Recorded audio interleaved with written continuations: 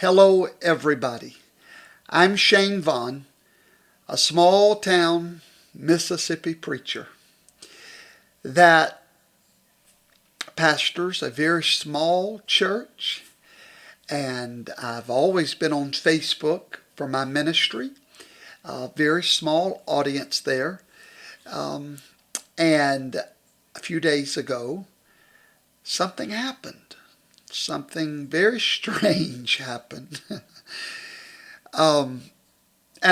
This is part 2 to a video that I made about 4 days ago entitled, What Happens If Donald Trump Does Not Concede the Presidency by January the 20th. I was talking in that video to my small little Facebook audience that I've had for 10 years. My family, my friends, church members, ministry partners. That's who that video was intended for. It was not intended to be a total treatise on the House of Representatives or anything like that. It was going to be a quick little throw out video giving some of our local church folks hope that the presidential race still had some hope in it. That's all it was. Well, the rest is history. Almost between YouTube, Parler, Facebook, almost 10 million views in 4 days. So the other day, someone told me, they said, there's a online news article that was written, and the title of it is, Who is Shane VAughn? And I'm like, you got to be kidding. How did I get on? I didn't. This was not in the plans. I'm coming to a story here that you need to hear.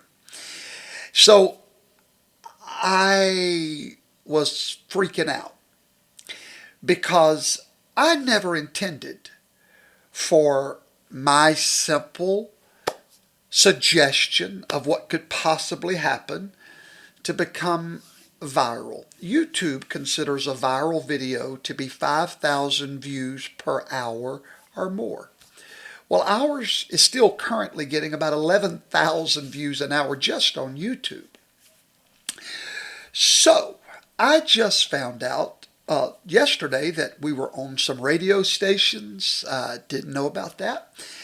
But tonight I found out that yours truly, little Mississippi preacher boy, was in USA Today. I didn't know this till about 30 minutes ago. And so I run over to USA Today and I'm like, they've got my name in USA Today. Little nobody. And all I am is, my greatest accomplishment in life is being Karen's husband. That's and children to my boys. Sure enough, I'm on USA Today. And guess what? I was fact-checked by USA Today.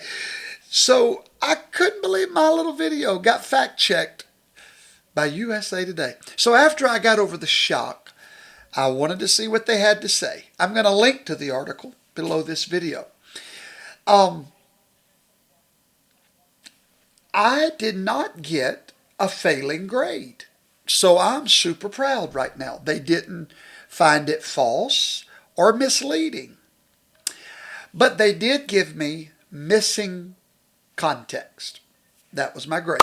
So I'm thankful for that because I am a preacher and I don't like to lie. I don't like to tell mistruths. So I have probably had 3,000 questions since we posted that video about the technicalities of what would happen and how all of this could happen. So this video is to give you the technicalities. The first video, now this video is going to be longer because everybody, they loved the first video. It was 7 minutes long. Well, listen, you got to be patient. 7 minutes, how am I supposed to explain how all of that happens? Well, the article in USA Today said that that was the problem with my video. It didn't explain how all of this could happen, so therefore it was missing context. So this video is the context, because I don't want to disappoint anybody and not give you the details. Before I go any further, thank you all for spreading the word and giving hope for the presidency of Donald Trump. And listen, I don't claim to be a scholar. I have a degree in biblical studies and theology. I am not a constitutional scholar. I'm simply a man that knows how to study and knows how to research. And so tonight we are going to go into the details. I have researched and I have found more details about this. So before we go any further, I just want to say to everybody watching, I was not the first one that came up with this. No, Nancy Pelosi was. You may not remember, before the election, she said, now I'm going to have to read my notes a lot. This is not like the first video, just a quick get it and go. Y'all are forcing me to bring out the details. So that's what we're going to do. Also in the first video, I made 2 Freudian slips. I'm getting old. And I said that there was 475 in the House. I meant to say 435. I said 475. Mistake. And then I said that there was 37 Republican states. Actually, I should have said 27. So please forgive those mistakes. I'll try my best to be more careful. I didn't know that millions of y'all was going to see this, or I would have been more careful, okay? Because my local people, they're more forgiving than some of you guys are. So Nancy Pelosi said before the election that this could very easily be thrown to the House. President Donald Trump said in his campaign one night that this could be thrown to the House. Well, I'm sorry if I have ears like a radar, and I picked up on that, and I didn't let it go. I wanted to know what they meant by that, because I love my nation. I love my Constitution. So I began to study on what does that mean, thrown to the House. Nancy Pelosi wrote a letter to House Democrats, and she detailed a situation that has not arisen for more than a century, in which neither Joe Biden nor President Trump were to win the 270 electoral votes required to win a majority. If that happens, a newly elected House would decide the fate of the presidency in January, with each state casting a single vote as required by the 12th Amendment. Now, if you look at your screen, everybody, I'm fixing to show you the exact letter that Nancy Pelosi wrote saying what their plan was. And when you read this letter, you're going to understand why Hillary Clinton told Joe Biden, do not concede. Here was the plan. Are you ready? Here's her letter. Quote unquote. Instead of giving every member of Congress a vote, the 12th Amendment gives each state one vote, which is determined by a vote of the state's delegation. Pelosi of California said to her fellow House Democrats, in other words, how many state delegations the Democrats win in the upcoming election could determine who our next president is. That was the plan, folks. We win more seats, at least 20 to 40. We sweep the House. We make the states outbalance the red states, and we give this presidency to Joe Biden. So, according to the USA Today fact check, they made it plain, we were not wrong, that it could be thrown to the House. They did say it's highly unlikely.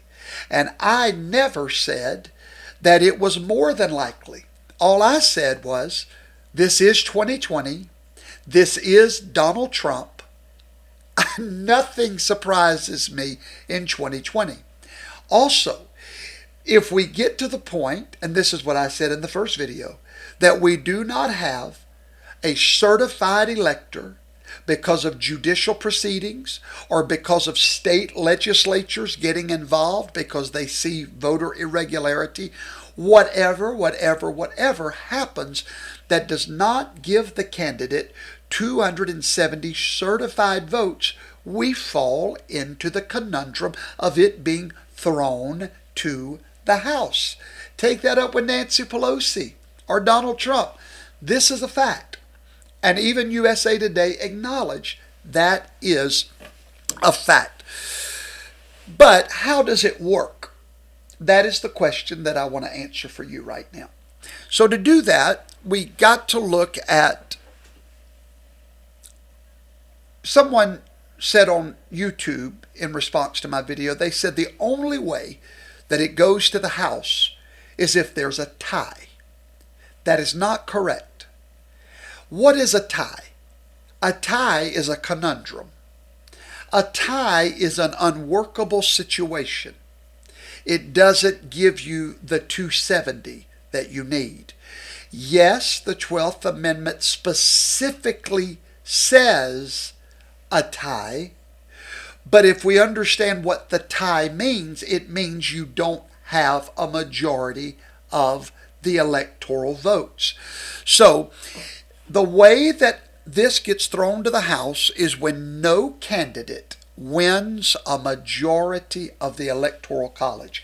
At this moment that I'm making this video on November the 14th, 2020, no candidate, neither one, Joe Biden or Donald Trump, has a majority of the electoral votes. Nobody has that. We do not have a president-elect at this moment. We have a president-select, selected by the media and the swamp. I'll take that back. Let me take that back for some of you watching. But we have a president-elect that's been hand-selected from a projection that we believe is faulty. So technically, neither man has qualified for the presidency. If we get up to December the 14th and we find ourselves in that same situation, it gets thrown to the House, unless hopefully the state legislature in Pennsylvania, which is Republican-led, would step in and take over for their state and fix the problem and get rid of those horrible votes that shouldn't have been counted. So if they get involved, then we don't have to go to the House. But if they don't, it's going to get thrown to the House. Now, the new House of Representatives, a lot of people are confused with the number I gave, 27. The House is made up of 50 states. Yes, you have many more Democrats in the House than you do Republican. And so many people said, why did you mention Hillary Clinton telling Joe Biden not to concede the election if she knew that the House had an imbalance of Republican states? The answer is very simple. She, just like you and I, were led to believe that the Democrats were going to sweep the House. They were going to pick up 20 to 40 new seats. They were going to take the Senate and the White House. So she was speaking from the same aspirations that we had, that the Democrats would take that balance of power in the House. But the total opposite happened, didn't it? The Republicans picked up 14 seats, which did what?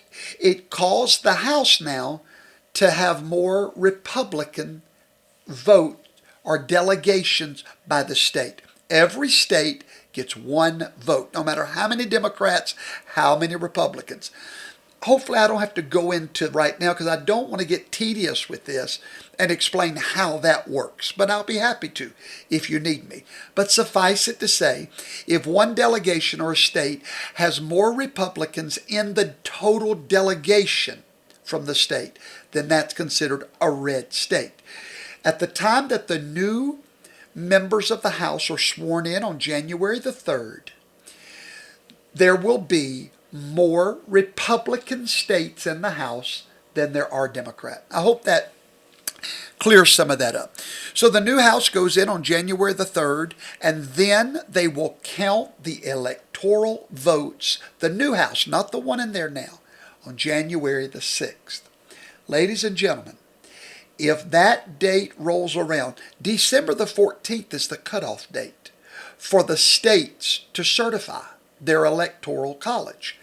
January the 6th is the end of the process for the House of Representatives. They have to vote on that slate of electors. Now, if that happens, it will take a majority of Republicans to vote in Donald Trump. That will happen if it goes that far. Believe that. Okay, well, you say, I don't want to just believe that. Okay, let's make it plain. Would you, as a Republican representative that's there for the people and behalf of the people, turn against the people and not vote for the people's president? You'd be a fool, and you would commit political suicide. So they're going to vote for Donald Trump. Now, a so-called contingent election is very rare. It happened in 1800. It took 36 votes in the House before Thomas Jefferson was chosen as president. It's only happened one time since then, in 1824. So how can a contingent election happen? There are 4 ways that we're going to look at it today. First, if there was a tie in the Electoral College, then it would go to the House. Second, if there was 3 or more candidates that they need, let's just say we had a third party candidate in the mix, and neither one of those 3 could get to that 270 majority, it goes to the House. The House votes. But there's a third and interesting way that this could happen. They're called Faithless Electors. Now, some people are very confused by a Supreme Court ruling not long ago.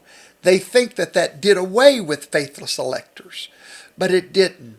It just gave the state more power to vet their electors, or to cabin them, as it's called.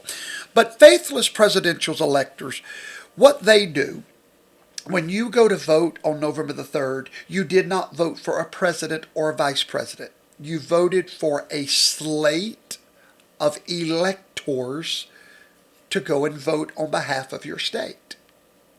9 times out of 10, they're going to vote the way the majority voted. But 1 time out of 10, and it's happened. I can give you all the dates when it's happened. It has happened. And folks, this is 2020. Really? I don't even need to say anything else. It can happen. This is not the election to say what can and cannot happen. A faithless elector can go in there and can cause this scenario. Now, the fourth is if the House was to reject some of the electoral votes and deny any of the candidates an overwhelming majority. I foresee that in this year, with so much litigation and so many recounts, let me just explain something real quick about the recounts. Georgia was automatic. Why? 0.5% is their trigger for an automatic recount. If it's automatic, the presidential team or campaign does not have to pay for it. It's free of charge. Now, there's another trigger point above that 0.5% in certain states where you can still request a recount. Pennsylvania is in that margin. Now, the campaign of Donald Trump would have to pay for it, but don't worry, we'll all pitch in and pay for that. Arizona, same thing. So we know these states are headed for a recount. You would have to have your head in a hole not to concede that fact. This is time consuming and we have no time. So ladies and gentlemen, The possibilities are endless, but the Constitution is ready for those endless possibilities. We will have a president, and it will be according to the Constitution.